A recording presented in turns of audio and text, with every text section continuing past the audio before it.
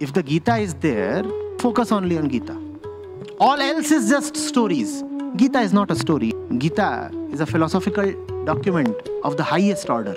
It is not storytelling.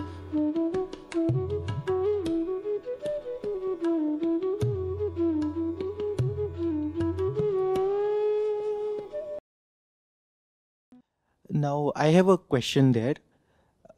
What we are taught in conflict management is when you're dealing with conflict, the best way is to allow each other to take the other person's perspective and then come to a resolution through compromise. The current state of the world doesn't seem to be so.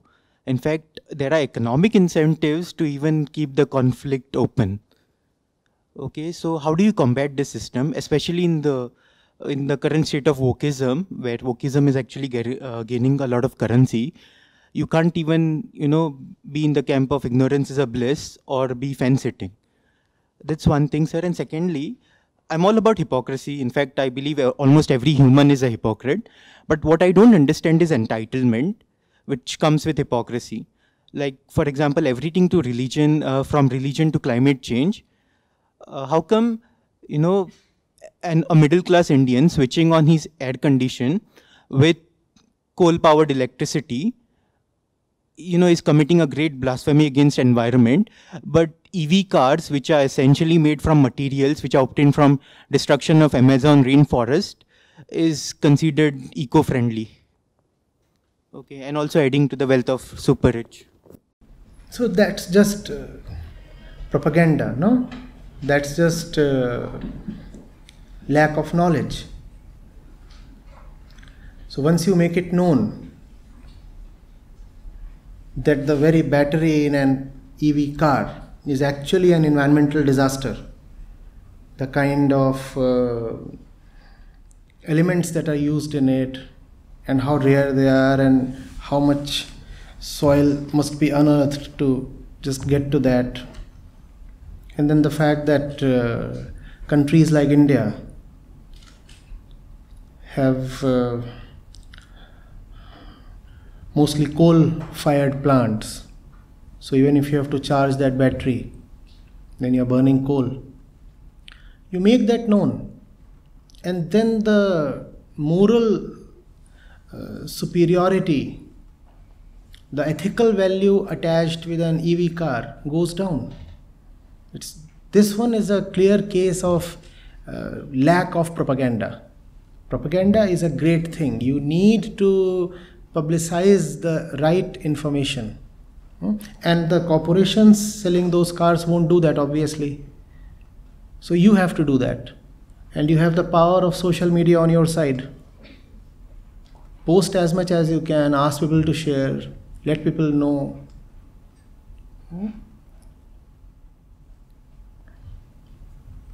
You asked a lengthy question. I don't think I've answered all of it. What was it? All conflict starts first of all within. No, does it not? Does it not? Wars first start in the mind. We say that when a war is already raging within, then enemies necessarily appear from all sides externally. Wars are first of all internal. And then you look for enemies outside.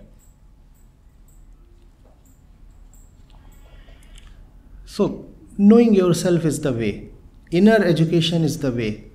And if you don't have inner education, all you have is scientific education and technological advancement, then you are giving more and more sophisticated tools to people who are internally ignorant.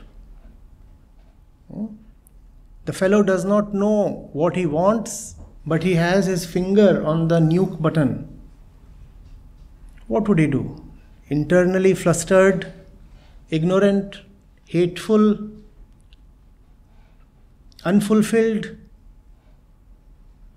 angry and jealous? and he is commanding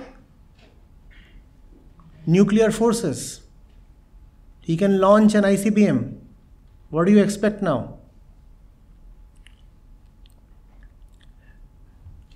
Most of the nuclear powers are democracies, are they not? So we have politicians sitting as the commanders of the armies, right? Now on one hand, we keep blasting our politicians as very, very disgusting people. On the other hand, we have given them our nuclear stockpiles to command and fire. Don't you see that's a very odd, inflammable combo? The same politician that you accuse of being a rioter, an arsonist,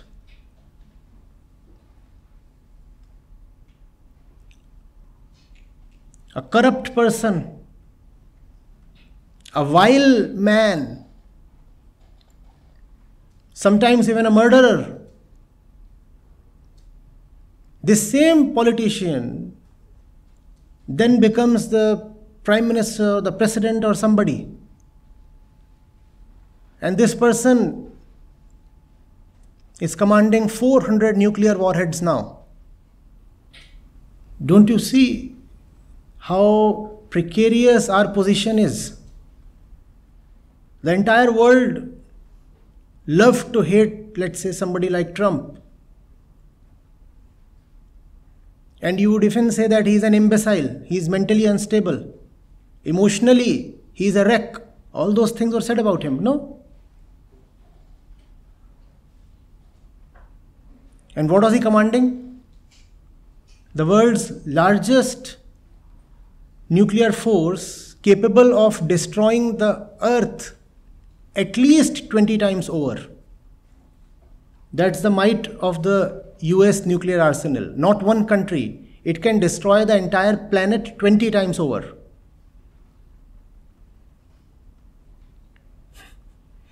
And when you are that kind of a person inside, as we said, you will necessarily be able to locate, if not create, enemies on the outside. That's the reason why powerful countries have to necessarily get into conflicts. If there is no war, then power starts feeling suffocated.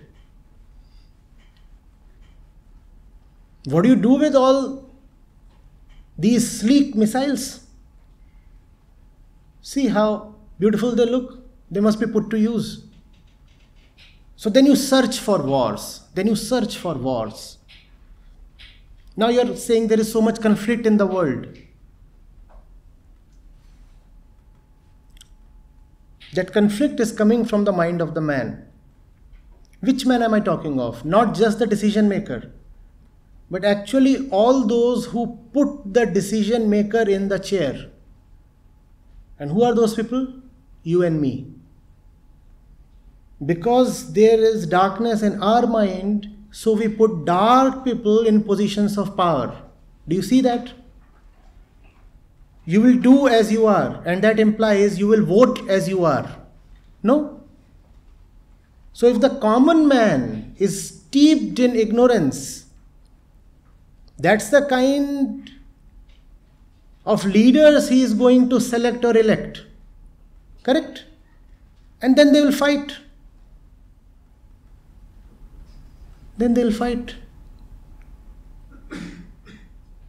Is that surprising? Is that not obvious? So what is the solution? Mass awareness is the solution. It cannot be a top-down thing. It has to arise from the grassroots. You have to know what is valuable. You have to know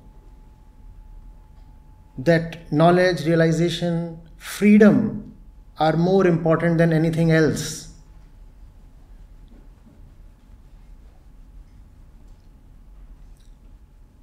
And then there is a solution to conflict. Otherwise, you can keep having any numbers of conferences and summits. Nothing comes out of it. In fact, we had a few particular conferences. The Second World War came out of that.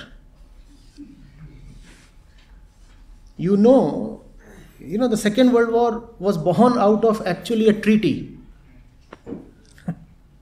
The Treaty of Versailles. So you can actually get together and have a conference, and that conference results in a world war. And you'll say it's a peace conference. It's a conference to keep the universe in one piece.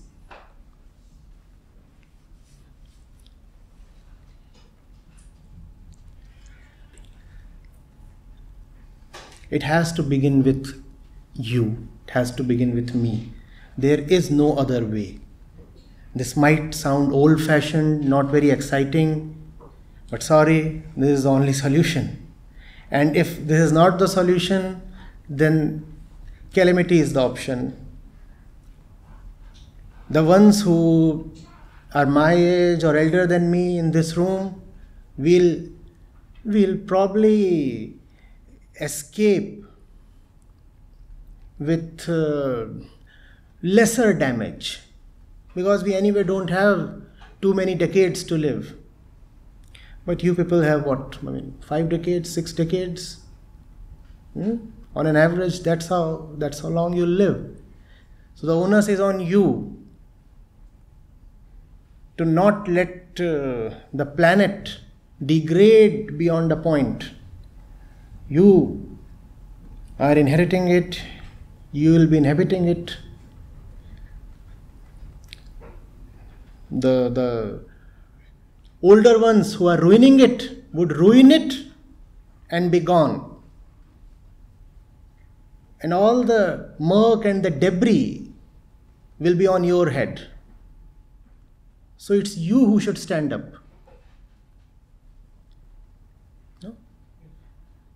The 70 and 80-year-olds are doing all kinds of nonsense, and they'll happily die now. You will be left to bear the brunt. Don't let them do what they are doing.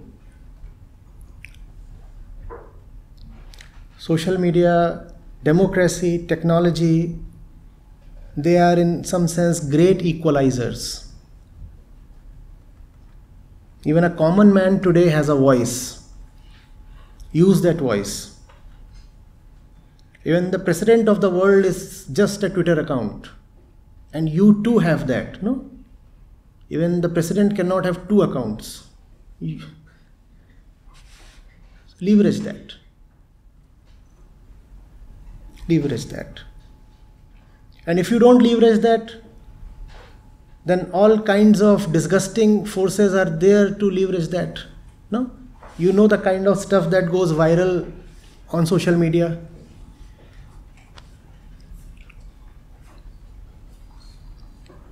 So all the disgusting creatures are very efficiently and very dedicatedly doing their jobs. And the ones who mean well to the planet are just conferring and thinking and hesitating. Where does that leave us? Get up, fight, stand up for what you know is right. Make your life and this planet worth living. I'm preaching, so sorry.